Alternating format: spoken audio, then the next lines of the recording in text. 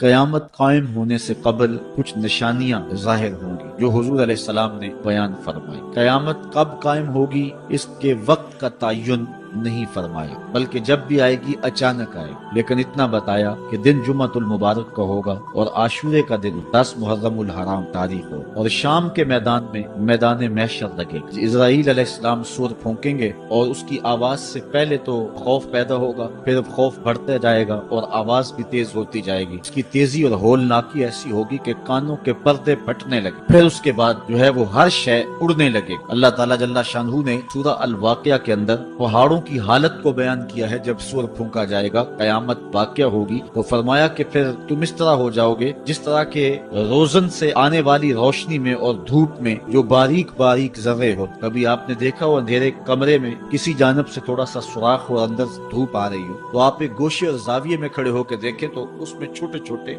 उड़ते हुए जर्रात दिखाई दे। उनको अगर आप हाथ में पकड़े मुट्ठी खोले तो कुछ नहीं होते तो हैं, लेकिन बारीक इतने हैं कि वो नजर नहीं। उनको अरबी में हवा कहते। अल्लाह ताला इरशाद फरमाता है, ये बड़े बड़े पहाड़, ये केटू, ये माउंट एवरेस्ट, ये जो है वो बड़े बड़े आली नस्ब पहाड़ इस तरह रेजे रेजे और टुकड़े टुकड़े हो जाएंगे जिस तरह रोजन की रोशनी के अंदर छोटे छोटे बारीक और महीन जर्रे होते हैं, जिनको तुम थामो पकड़ो तो तुम्हारे हाथ में तुम्हें दिखाई नहीं देते, सिर्फ धूप में देखते हो। इस तरह ये पहाड़ इतने बारीक हिस्सों में बट जाएंगे, वो इतना जोरदार झटका होगा और इंसानों को वो झटका जमीन से खींच के बाहर ले आएगा। जितने भी कब्रों में गड़े हुए मुर्दे हों, जब वो झटका आएगा जिसको अल्लाह ताला ने इरशाद फरमाया, इज़ा ज़ुलज़िलतिल अर्दु ज़िलज़ालहा व अख़रजतिल अर्दु अस्क़ालहा, जमीन सारे बोझ उगल देगी, हत्ता कि दरख्त जड़ों समेत बाहर आ जाएंगे, पहाड़ अपनी तमाम तर कुव्वतों समेत जड़ों समेत बाहर आ जाएंगे, और जितने भी जमीन के अंदर दफीने और खजाने हैं सब बाहर आ जाएंगे, कब्रों में गड़े हुए मुर्दे भी बाहर आ जाएंगे। फिर उसके बाद टूट फूट का शिकार होंगे, पूरी कायनात मौत की आगोश में चली जाएगी। ये कयामत का दिन बहरहाल कायम होगा।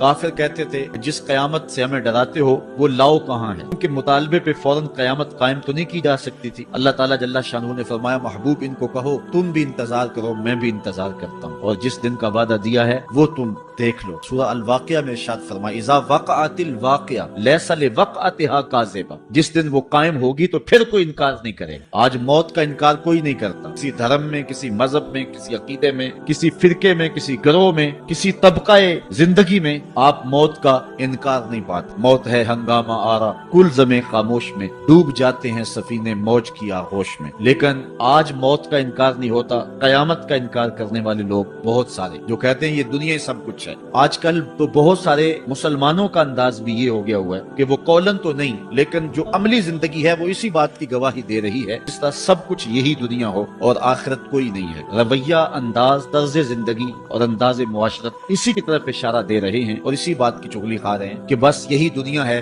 बाबर बैश कोश के आलम दोबारा नेज़। बाबर ने कहा था कि जो है वो ऐश कर ले, जिंदगी से लुत्फ उठा ले, दोबारा जिंदगी नहीं है। और आज ये बात भी कही जाती है, ये जहां मिठा अगला किसने डिठा। और ये सारे कयामत के इनकार की सूरतें हैं। लेकिन आज अगर कोई मानता या नहीं मानता, लेकिन एक वक्त आएगा फिर कोई भी इनकार नहीं कर सकेगा। आज जो कयामत के कयाम पजीर होने की तदहीक करता है और दलाइल देता है कि ये दिन कायम नहीं होगा, कयामत के दिन वो भी इनकार नहीं कर सकेगा, इसलिए कि आंखों के सामने सब कुछ हो जाएगा। जिस तरह आज मौत का इनकार नहीं होता, तो इरशाद फरमाया जब वो वाक़या पजीर हो जाएगी फिर कोई भी उसको झुटलाने वाला नहीं हो। लेकिन कयामत से कबल कुछ वाक़यात होंगे जिससे लोगों को आगाह किया जाएगा कि वो कयामत के आने से कबल अपने आमाल से तौबा कर लें। आज तो तौबा का दरवाजा खुला है, लेकिन कुर्बे कयामत में सूरज मगरब से दोबारा तुलू हो जाए, ही गुरूब होगा, गुरूब होने के बाद दोबारा तुलू होकर असर के वक्त पे आ जाए और फिर उसके बाद दोबारा गुरूब हो जाए, तो ये कयामत से 40 साल पहले हो। उसके बाद तौबा का दरवाजा बंद कर दिया। अगर कोई तौबा करेगा भी तो कबूल नहीं हो। आज हमें मौका दिया गया है कि मरने से 1 साल पहले भी तौबा कर लें, 1 महीना पहले भी तौबा कर लें, मौत से 1 दिन पहले भी तौबा कर लें, 1 घंटा पहले भी तौबा कर लें, 1 लम्हा पहले भी तौबा कर लें। अल्लाह ताला ये नहीं देखता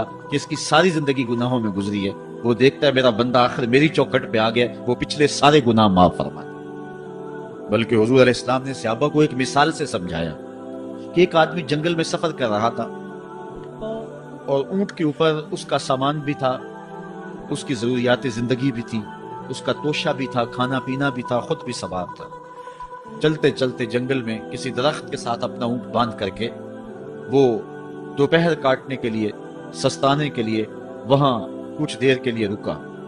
نیند آئی، تھوڑی دیر کے بعد جب آنکھ کھلی تو کیا منظر دیکھتا ہے کہ اونٹ نہیں ہے، اس کے اوپر ہی اس کا سامان ہے، زیادہ سفر ہے۔ اب صحرا میں اونٹ کا کھو جانا گویا زندگی کا کھو جانا۔ اس بات کا ادراک وہ لوگ رکھتے ہیں جنہوں نے صحراؤں کا سفر کیا ہے۔ ہمارے اگر یہاں اس شہری آبادی میں، ہمارے اس ملک میں اگر کوئی شخص جو ہے وہ قافلے سے بچھڑ جائے، پیچھے رہ جائے تو وہ بات اور ہے۔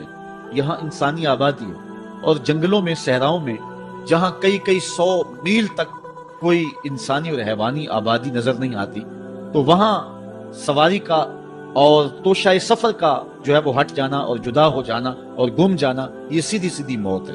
اب اس نے دائیں بائیں بھاگ کر کے دیکھا کہ اونٹ کہیں ملے، لیکن اونٹ نہیں ملا، تو وہ دوبارہ آ کے اس درخت کے ساتھ ٹیک لگا کے بیٹھ گیا موت کے انتظار میں کہ اب توشہ سفر بھی گیا، سامان سفر بھی گیا، سواری بھی گئی، اور یہاں کوئی انسانی آبادی بھی نہیں ہے، تو اب موت کا ہی انتظار ہے۔ تو وہ موت کے انتظار میں بیٹھ گیا۔ اچانک اس کو نیند آ گئی، تھوڑی دیر کے بعد آنکھ کھلی تو اس نے کیا منظر دیکھا کہ اونٹ جو ہے وہ اس کے پاس کھڑا ہوا ہے اور ماں ساز و سامان کھڑا ہوا ہے۔ تو پھر اس کو اتنی خوشی ہوئی، اونٹ کیا ملا، زندگی مل گئی۔ اس نے کہا اللہم انت عبدی وانا ربک، اے اللہ تو میرا بندہ اور میں تیرا رب۔ کہنا اس نے یہ تھا اے اللہ میں تیرا بندہ اور تو میرا رب، لیکن فرحت و مسرت سے، وفور خوشی سے اس کی زبان بل کھا گئی، اور اسے خوشی میں ہوش ہی نہ رہا کہ میں کیا کہہ رہا ہوں۔ وہ کیا کسی نے کہا تھا کہ جب بھی تیری قربت کے امکان نظر آئے ہم اتنے خوش ہوئے کہ پریشان نظر آئے، یا وہ کسی نے کہا تھا کسی کے آنے سے ایسے ہوش اڑے ساقی کے، شراب سیخ پہ ڈالی اور بوتل میں کباب۔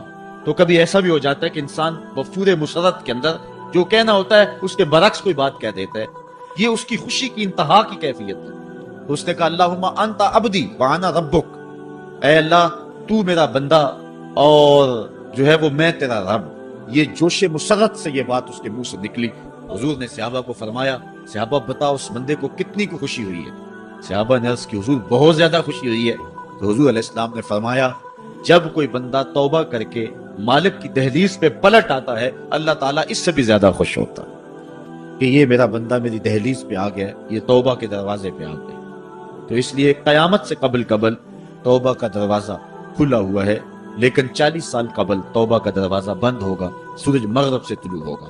پھر کوئی توبہ کرنا چاہے گا بھی، بلکہ ہر کوئی توبہ کرنا چاہے گا، لیکن پھر توبہ جو ہے وہ قبول نہیں ہوگی۔ اس طرح اور بہت سارے واقعات قیامت سے قبل جو ہیں وہ ظاہر ہوں گے، جن کی نشاندہی حضور نبی رحمت صلی اللہ علیہ وسلم نے فرمائی ہے۔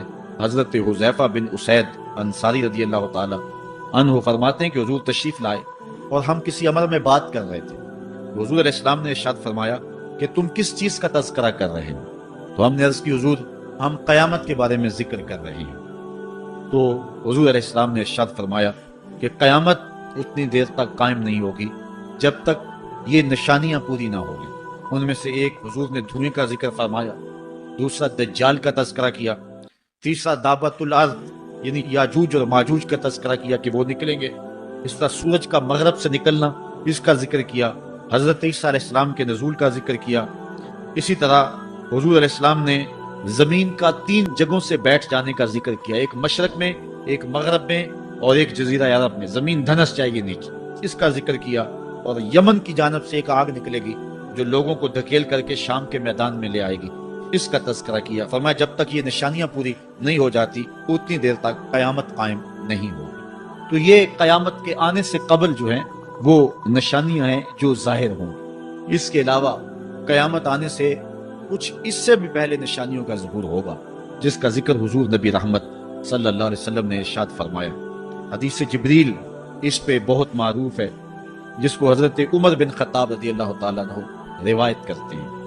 آقا کریم علیہ السلام کی خدمت میں کہتے ہیں ہم حاضر تھے کہ ایک شخص آیا کہ جس کے سیاہ کالے بال تھے اور سفید رنگ کا اس نے لباس پہنا ہوا تھا، اہل مدینہ سے وہ تھا نہیں، اور اس کے چہرے پر، لباس پر، بشرے پر آثار سفر بھی ظاہر نہیں تھے۔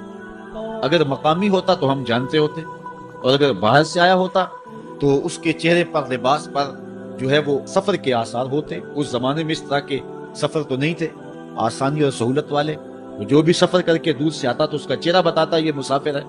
تو کہا مسافر لگتا نہیں تھا اور اہل مدینہ سے تھا نہیں۔ ہم پریشان تھے کہ یہ کون ہے، لیکن وہ آیا اور حضور علیہ السلام کی خدمت میں اپنے زانو بچھا کر کے بیٹھ گیا. فَأَسْنَدَ رُكْبَتَيْهِ إِلَىٰ رُكْبَتَيْهِ. اپنے دونوں گھٹنے اس نے حضور علیہ السلام کے گھٹنوں سے جوڑے اور حضور کی خدمت میں یوں ادب سے بیٹھ گیا. پھر اس نے حضور علیہ السلام سے اسلام کے بارے میں پوچھا. حضور علیہ السلام نے جواب دیا.